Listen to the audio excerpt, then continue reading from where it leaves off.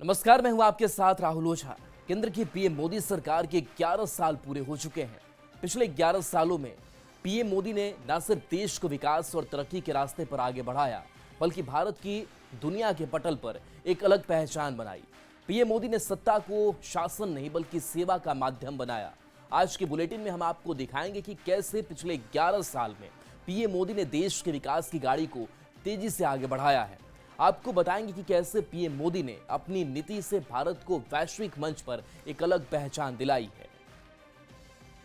ये गरीब इंसान की जो पूंजी है ईमान, उस पूंजी के साथ मुद्रा अपनी पूंजी जोड़ना चाहता है ताकि वो सफलता की कुंजी बन जाए और उस दिशा में हम काम करना चाहते हैं। गरीबी क्या होती है वो मैं जी करके आया हूं। ये आपका बेटा समझता है कि गरीबी जात पात पंथ कुछ नहीं देखती।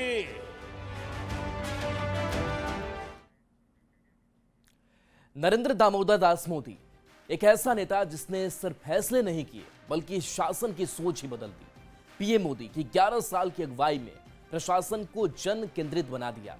आइए देखते हैं कुछ ऐसी ही कहानियां जो बताती हैं कि कैसे पीएम मोदी ने हर स्तर पर काम करने का तरीका बदल दिया, और ये भी समझते हैं कि कैसे उन्होंने सत्ता की ताकत को सेवा भाव में तब्दील कर दिया। माता की, भारत माता की।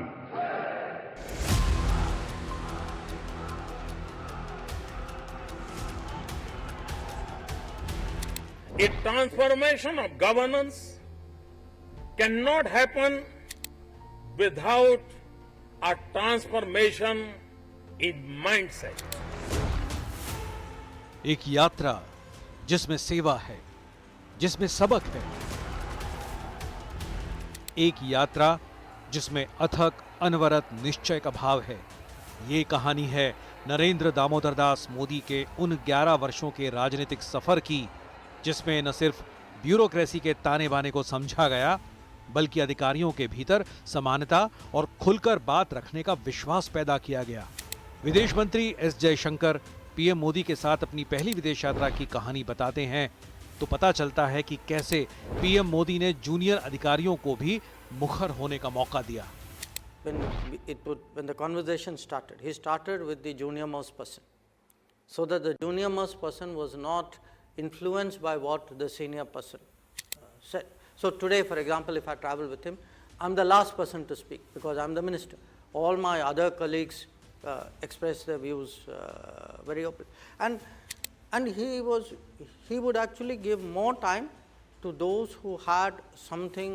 I don't want to say who had something to point out. I mean, if you started saying, "Sir, that was wonderful and that was fantastic," he moved on to the next person. अपने पहले ही संबोधन में देश के प्रधानमंत्री नरेंद्र मोदी ने अधिकारियों को भी साथ आने का मंत्र दिया था। ये इन्होंने शुरू में कहा था कि मैं साइलोज में काम नहीं करता और मैं अधिकारियों से उम्मीद करता हूँ कि वह किसी भी प्रकार से साइलोज में काम नहीं करेंगे। आज भी वो इस मत के हैं कि अधिकारीगण अपनी मानसिक अनुशासन में साइलोज में काम करते हैं। उनका अनुशासन जो है वो साइलोज में है, जिसको तोड़ना चाहते हैं। इन 11 वर्षों में पीएम मोदी ने न सिर्फ अधिकारियों में समानता का भाव पैदा किया, बल्कि उन्होंने हर किसी के अनुभव से सीख ली, फिर चाहे वो कोई चपरासी ही क्यों ना हो। केंद्रीय मंत्री प्रहलाद जोशी एक ऐसी ही कहानी सुनाते हैं।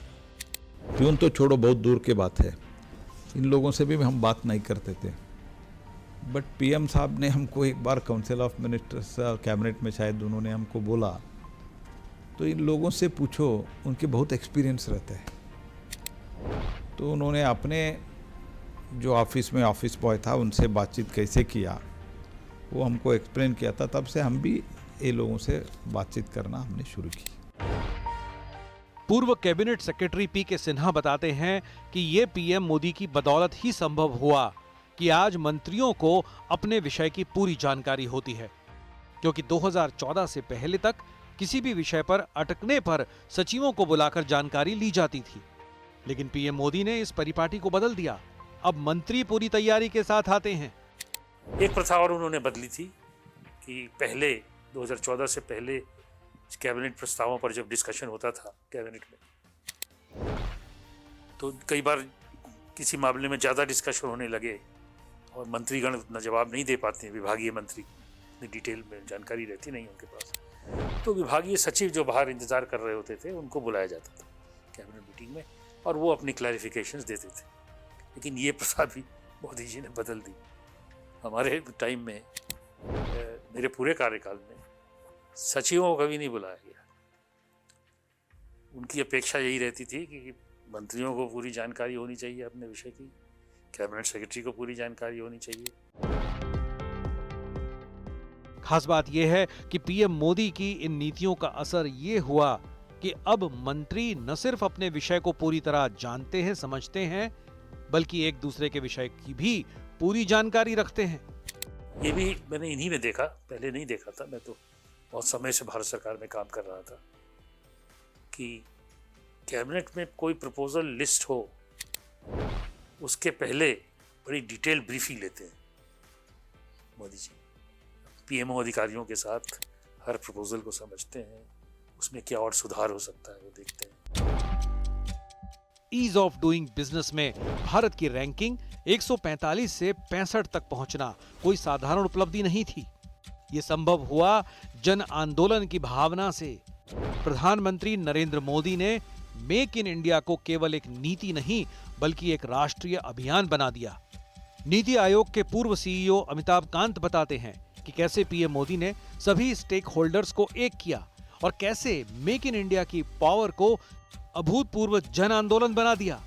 ग्रास रूट लेवल से आप मोमेंटम शुरू करिए, तो उस पर बड़ी मेहनत हुई हम लोग। सारे रूल्स रेगुलेशन हटाए गए। वर्ल्ड बैंक की ईज ऑफ डूइंग बिजनेस में हम 145 रैंक पे थे, हमने करीब 80 रैंक जंप किया तुरंत। तो ये सब जन आंदोलन की वजह से हुआ। ये सारे के सारे जो बदलाव आए ये जन आंदोलन बनाने की वजह से हुए, क्योंकि इंडस्ट्रीज जो कह रहा था उसकी सुनाई हुई, सुनाई के बाद कार्यक्रम हुआ। ये 11 वर्ष ये भी बताते हैं कि कैसे पीएम मोदी ने जन भावनाओं की कद्र की। राम मंदिर का निर्माण और उसका श्रेय जनता को देना एक अभूतपूर्व मिसाल कही जा सकती है। उन्होंने जो उस समय कहा कि समाज का ये मंदिर है, समाज के सहयोग से ये मंदिर बनना चाहिए। आज जो करोड़ों करोड़ों लोगों ने अपने सहयोग प्रदान किए हैं, गरीब ने भी किया है, ठेले वाले ने भी किया है, इसलिए पूरा देश इसके साथ जुड़ा है। देश के गृह सचिव गोविंद मोहन बताते हैं कि कैसे प्रधानमंत्री नरेंद्र मोदी ने राष्ट्र ध्वज को औपचारिकता से उठाकर जन भावना से जोड़ा। पहले जो तिरंगा केवल विशेष दिनों तक सीमित था, आज वो हर घर की छत पर शान से लहराता है। यानी हर घर तिरंगा सिर्फ एक अभियान नहीं, जन भावना बन चुका है। राष्ट्रगान नामक एक हमने कार्यक्रम किया।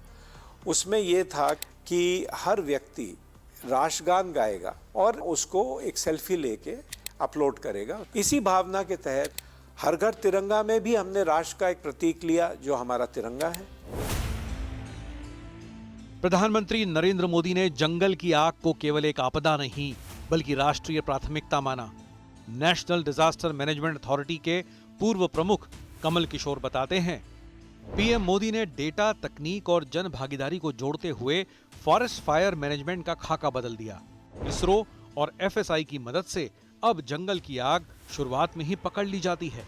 हिमाचल और उत्तराखंड में पीएम मोदी ने चीड़ की पत्तियों से आग रोकने के साथ साथ रोजगार का नया रास्ता भी खोला।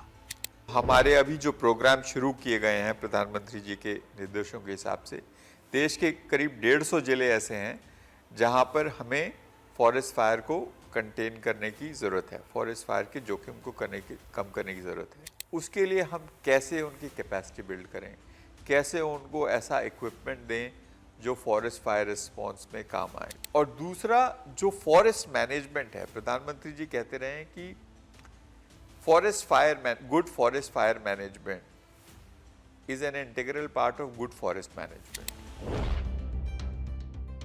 यानी प्रधानमंत्री नरेंद्र मोदी के इन 11 वर्षों के कार्यकाल में ब्यूरोक्रेसी में विश्वास, जनता में भागीदारी और विकास में न सिर्फ गति आई, बल्कि ये कहानी साबित करती है कि कैसे इन 11 वर्षों में संकल्प से सिद्धि के मंत्र को साकार किया गया।